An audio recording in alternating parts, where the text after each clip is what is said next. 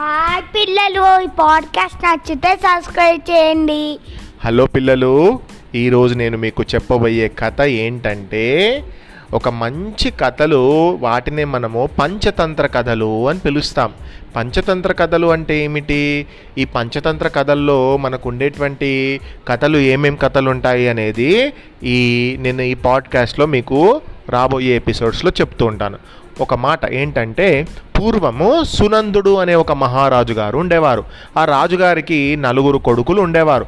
వారు చాలా మందబుద్ధి కలవారు అంటే వెరీ లేజీ పర్సన్స్. వాళ్ళు ఏది కూడా నేర్చుకోవాలనే నాటీ అండ్ లేజీ పర్సన్స్ ఉండేవారు, లేజీ బాయ్స్. వారు తెలివిహీనులై ప్రవర్తించేవారు. తన తర్వాత రాజ్యభారం వహించాల్సిన రాజకుమారులు అలా మందబుద్ధులుగా ఉండడం రాజును కలవరపరిచింది. మరి రాజు తర్వాతనే కదా రాజు వాళ్ళ కొడుకులు కింగ్స్ కావాలి కదా. మరి ఇలా ఏమీ తెలియకుండా మొద్దుల్లాగా ఉంటే మరి వాళ్ళకు రాజ్యాన్ని ఎలా అప్పగించగలుగుతాడు రాజు? కాబట్టి వాళ్ళకు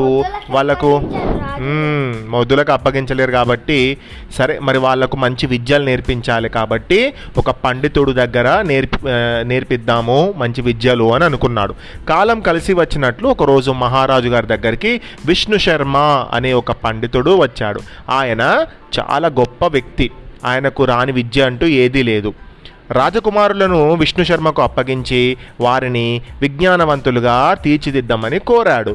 విష్ణు శర్మ రాజకుమారులను శిష్యులుగా స్వీకరించి వారికి పంచతంత్రం కథలుగా బోధించాడు. పంచతంత్ర కథలలో అనేక కోణాలు కనిపిస్తాయి. లోకంలో బ్రతకడానికి కావలసిన లోక జ్ఞానాన్ని అందిస్తాయి.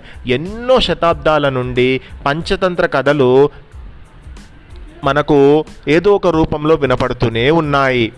అందులో ఉన్న నీతి అంత గొప్పదన్నమాట. కథలను చదవడం వల్ల పిల్లల్లో మానసిక విజ్ఞానం వికాసం ఏర్పడుతుంది. అలాగే వినడం ద్వారా కూడా ఇది సాధ్యం. ఇవి పిల్లల కథలే కదా అని అనుకోవద్దు. ఇవి పిల్లల కథలే కాదు, పెద్దలు కూడా వినాల్సిన కథలు. మరి కథ ఏంటో మనము మొదలు పెడదాం.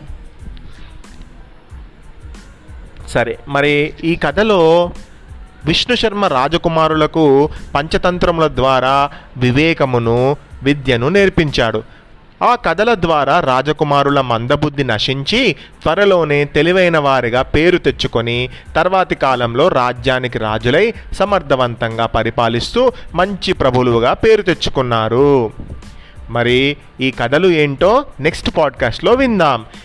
పంచతంత్ర కథలు మొదటి కథ పేరేంటంటే మిత్రలాభం. ఈ మిత్రలాభం కథను మనం నెక్స్ట్ పాడ్కాస్ట్లో విందాం. శుభరాత్రి.